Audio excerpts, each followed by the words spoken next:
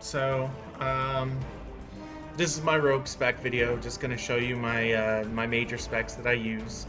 Right now I'm in my Bard spec.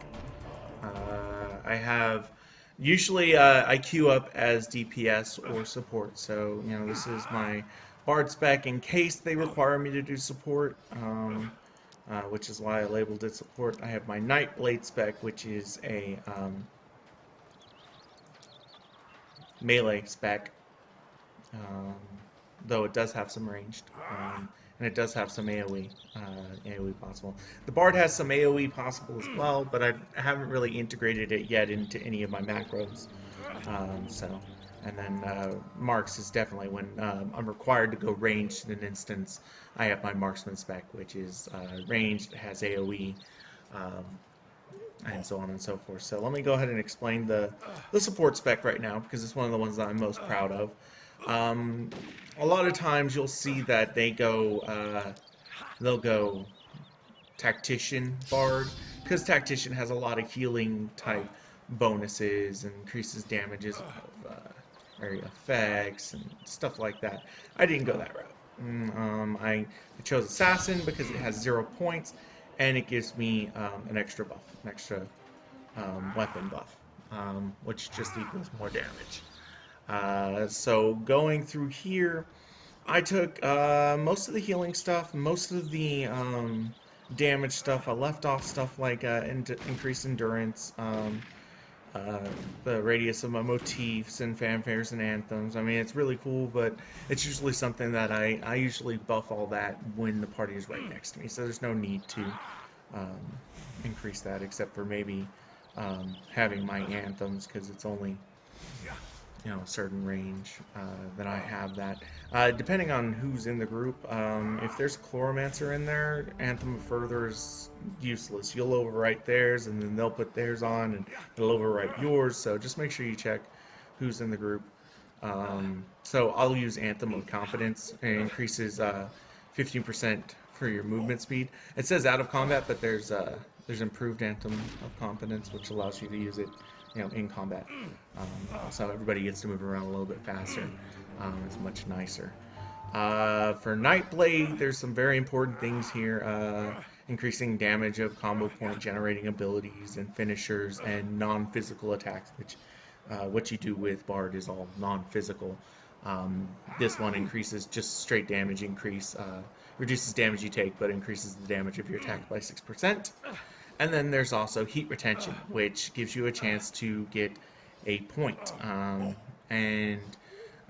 or get this buff that increases your damage every time you generate a combo point, which you do that a lot. And then once those are full, it just your next finisher hurts a lot. So that's the reasoning behind Nightblade. You also get a stealth, you also get a sap, and you get another weapon buff, Hellfire Blades. You can have 2 weapon buffs at a time. You can't see it right now, those are other people's buffs. So usually I will run one of the 2 anthems.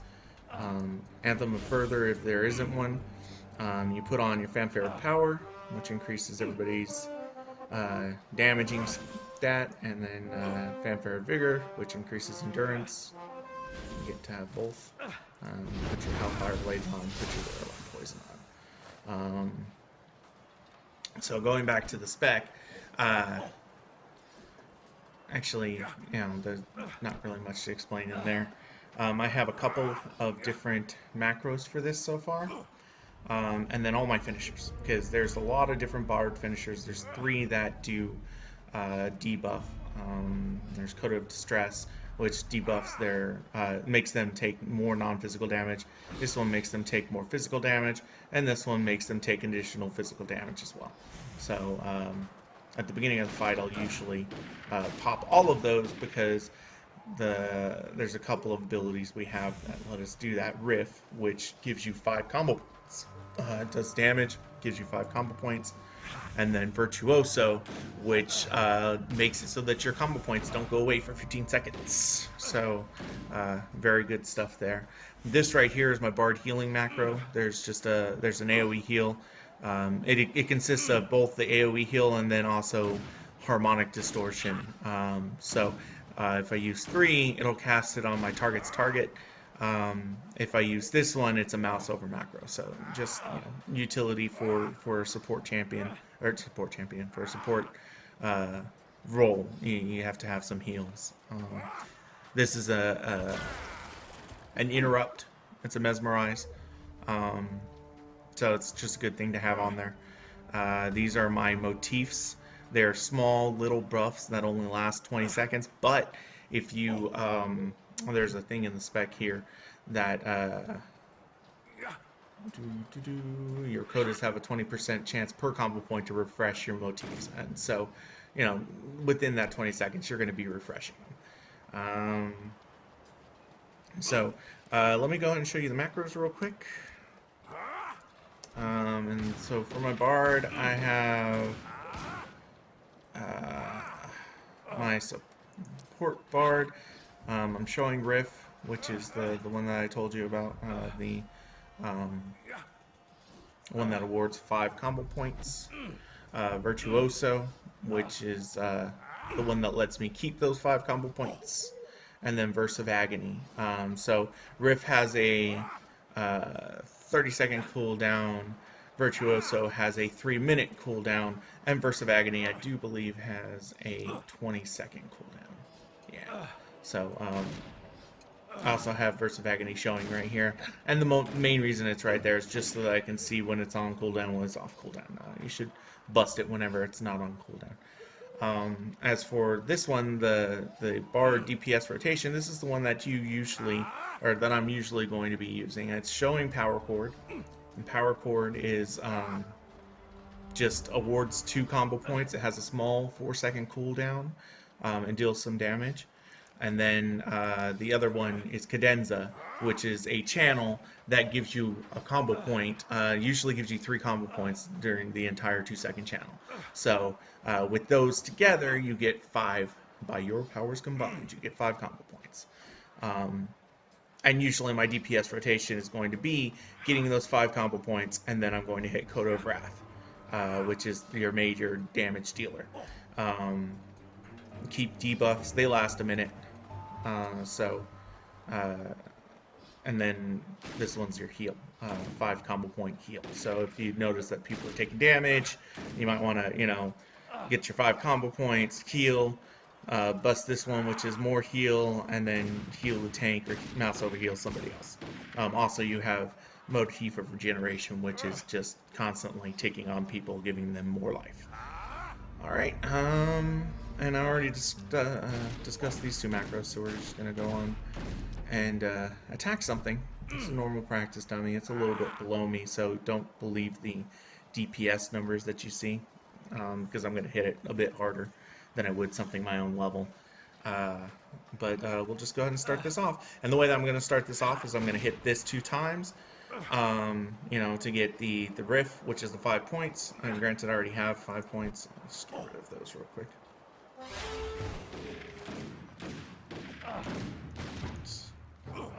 Real quick. Okay. And so, yeah, we're going to... Actually, I'll go on this dungeon practice dummy because it's got... it's elite. Anyway, so we'll go ahead and start this off. We're going to start off with Riff a couple times. So it's going to hit Riff, it's going to hit Virtuoso, and then I'm going to debuff everything. So, and we'll just show you the rotation for a couple minutes here. And here we go.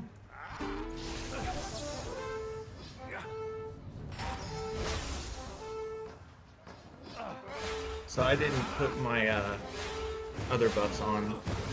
You would definitely put your motifs on before this, but basically you're just going to sit here, spam that. So that's down now. I'm going to go ahead and do that, hit it again. If you notice, that thing was up, so we're going to do that. And yeah, that's basically it. By the time you hit your finisher, your power chord's back up. So, power chord, Cadenza, finisher, so on and so forth. And this is actually about how much I pull in an instance with this. 4,800, 4,500, something like that. there's other things involved, additional debuffs by other people, you know, additional buffs. I would have my motifs up, but you know, that's basically how that goes. And that's the rotation. It's not tons of DPS, but you know, compared to some of the other people that I've gone and DPS'd with, it's pretty big because they don't do as much DPS. Alright, so that was support. This is Nightblade. Nightblade is one that I actually found online, although I changed it a little bit because I needed a little bit more survivability. This is something that I used for solo spec. So I went into Riff Stalker, which is basically the tanking soul.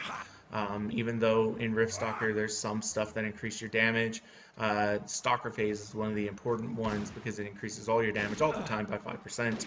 And then if you actually flash, if you see this one, Shadow Shift teleports 15 feet forward, it gives you an additional 15% damage. So it's, you know, just extra damage. Nice thing to do. Also, you get this Shadow Assault, which is another plane shift ability. It's usually what I open up with on my macro. It's opening up now. So I took a lot of stuff in Nightblade, 17 in Riff Stalker. I'm not going any farther in Riff Stalker. This is all I needed. Was I needed 5 in this. I needed my Shadow Assault, and I needed my Stalker phase, which brought me to 17. 2 extra points because it's, you know, tier 15, tier 3 is 15, and then there's so every other point that I get from now on, there's going to be 3 more points, are all going to go into Nightblade. I have Tactician for Necrotic Torrent if I feel like it. You know, Necrotic Torrent is one of those flamethrower type abilities. Just does death damage. Here, I'll show you real quick.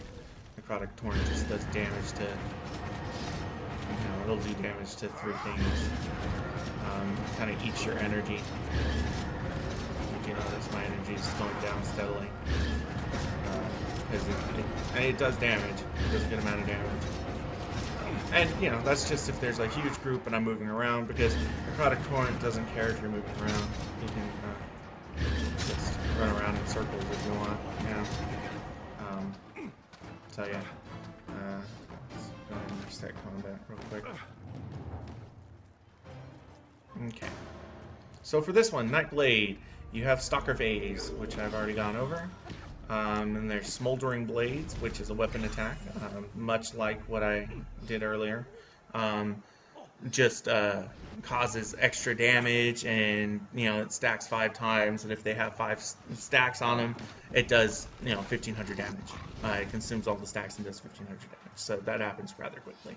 And then I use Ebon Blades, which causes them to take 5% more per stack, 5% more damage per stack, 15%. You know, it's a good thing to have. This one right here is from Riff Stalker. It's just an endurance buff that you get. Give you more health, more survivability. Okay, so we have macros in this one as well. Let me go over those right quick. So the macros for Nightblade, we have the single target finisher, the Nightblade single target, and the AoE. There's only one finisher for AoE that I use, Flame Blitz. And then there's also this AoE that I don't put in there. I probably could put it in there, but it also generates additional threats, so you don't always want to use it. It's a Riff Stalker ability. It's for generating threat, and so the tank might be mad at you if you use that too much. So I don't. So let's go over my single target macro. The first one, showing Shadow Assault. That's the one that I told you teleports to the enemy. You know, giving you an additional buff right there at the beginning of the combo, or the beginning of the battle, and gives you 2 combo points, which is really nice. After that, Touch of Darkness. Touch of Darkness causes your next, for the next 6 seconds, your weapon ability attacks deal additional damage. So by placing it there in the macro, anytime it's off cooldown, it gets cast. So I'm spamming that macro. Next is Shadow Assault. So let me pull up Shadow Assault real quick.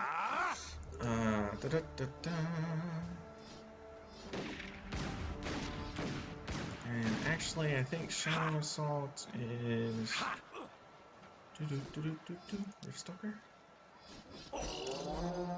Yeah, So Touch of Darkness comes first before you even start the Shadow Assault. The showing part confused me. So Touch of Darkness, then Shadow Assault, which teleports to them. Then from Dusk Till Dawn, which is this one right here, you root and deal damage over time. Applies Night Rage to you, which increases your damage done by Blazing Strike and Flame Thrust, which you don't use. Maybe I need to put those in my macro. I'll do some more damage. Blazing Strike and Flame Thrust. Where's Blazing Strike? And where's Flame Thrust? Oh, it's a finisher. Yeah, let's go into my finishers. Yeah, I use Blazing Strike and Flame Thrust. And Scourge of Darkness, which is, you know, causes the next 10 damage. You deal additional death damage. So, it's awesome. So, yeah. Dusk from Dawn is definitely necessary for your finishers. Then Dusk Strike, which I have two. Usually in your macros, the way you want to construct your macros, and sorry, I'm going to go off on a small tangent here. You want to put stuff that has cooldowns. So I put Touch of Darkness because it has a 1 minute cooldown. I put Shadow Assault because it has a 45 second cooldown. From Dusk Till Dawn has a 30-second cooldown. But if you look at these bottom two, neither of them have a cooldown. So Dusk Strike doesn't have a cooldown, and Fiery Spike doesn't have a cooldown. What this does, though, and by putting it in this order, this one is a melee range ability, and this one is a 20-meter range ability. So if I am out of the fight, if I am not near the boss, and I'm still spamming my macro, I'm going to be casting Fiery Spike, and it's still doing damage. So that's my thinking behind that. You know, so if you ever hear anybody tell you that you can't have two non-cooldown abilities in a macro, they're half correct. You can have two if one of them's ranged and one of them's melee, and you put the melee one first. So it's definitely a bonus there. And that's just basically, you know, building some combo points. The single target finishers already gone over. You know, you're gonna get your Scourge of Darkness, and then you're going to have your Blazing Strike, which has once again, I did that again for my finishers. Blazing Strike will hit first because it's melee, but then you have Flame Thrust, which is 20 meters. So I can also finish from a distance if I need to. The AoE is really quick. Fiery Chains, which deals damage to up to 6 people, and Weapon Flare. Donde? If I'm in melee range, right? So Fiery Chains is... oh, actually, Fiery Chains has a 6-second cooldown. So yeah, Weapon Flare has no cooldown. And that's basically that spec. You know, I don't open up with anything special, though I do have Riff Stalker. So you get Twilight Transcendence, which is really nice. Oh shit button.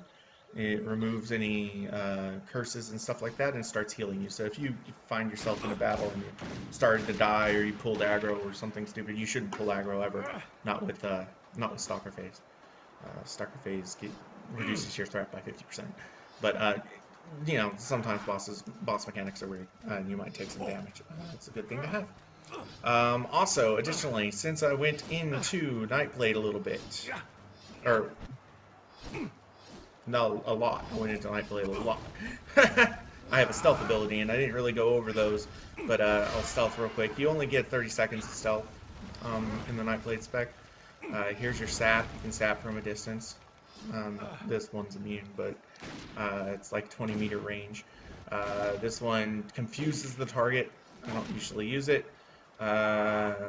This one deals damage and casts Fiery Spike, which is kind of nice. This one silences, and this is the one I usually use. It increases the damage done for 8 seconds. So, yeah, and this one has a range, 20-meter range that you can do that from. We'll have a lot of fun attacking until everything's done off cooldown. Okay, and so I'm going to open up with the attack real quick, and here we go.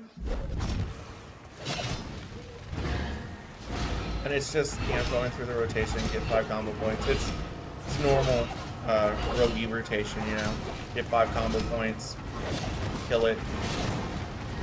As you can see already, this one pulls more DPS than the other one. Sitting about 6k. Over time, currently it's going down. And that's because I lost that buff from plane shifting. You plane shift and you get that 50% extra damage. It only lasts for like 8 seconds, 6 seconds, 8 seconds, something like that. So that's about the damage that this one does. You know, you keep on going. You know, and it's got some AOE too. You can let me get over onto this thing. You know, it's got some AOE. It'll damage everything around it. It's not great AOE, but it's AOE. So,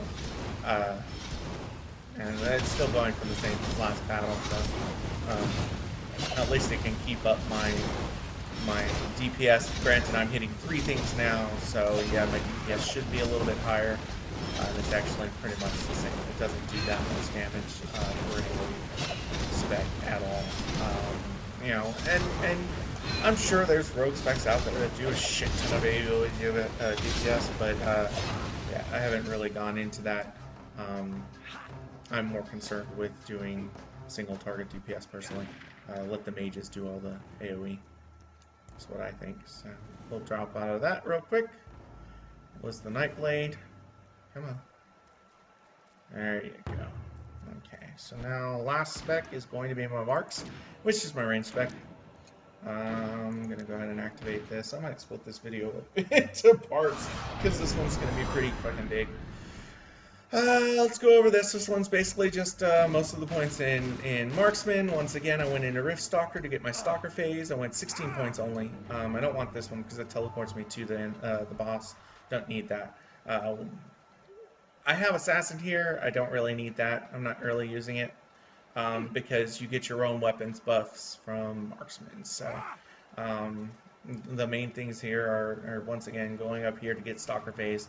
And for that, I don't always do it, but you have this one which teleports you forward, and you think that's bad as a range, but you know, if you're actually out of range of the enemies, which, you know, there, I'm out of range, you can always pop into range, you know, real quick. Gives you an additional buff if you have everything on. Check out. I use silver tip munitions, which causes the thing to take more damage from me, and rending munitions, which ignores their armor. There's another one, vampiric. That's if they're getting heals. It's more of a PvP thing. And there's also electrified munitions, which just gives you extra damage, extra air damage. So I usually go for these two. I like them better. Those are the ones. And once again, like I said, I have Stalker phase. This one is Guardian phase. It's for tanking, so you don't ever need it. It increases your damage or your threat and armor and deflect and stuff, but it reduces your damage, so you're probably never going to get that. There's your endurance one again. Some of the utilities that this one has, deaden, which is an interrupt, it's really nice. Quick reload, which resets all of your marksman abilities. Bullseye, which makes your next damaging ability critically hit, which is really nice for stuff like Deadeye Shot. You know, when you hit Deadeye Shot with regularly, it's about 9k damage. So if I'm going to cause my next one to ability, and it's part of the macro, it crits for 13k. You know, and that's without any other debuffs on it. So it's a nice thing to have. This video is getting kind of long, so I don't know that I'm going to actually go over all of my marksman abilities. But I have a single target macro. One of the main things about this spec is whenever you use a finisher with 5 points, it causes your next empowered shot to have no cast time. So the rotation includes empowered shot, but that's the only empowered shot you're ever going to have to cast, because the next one's always going to be instant, if you notice that. If you're standing still, you can Deadeye Shot because it does more damage. If you're moving around, there's a hasted shot, and it increases your movement speed too, which makes it nice. So, you know, you hit that.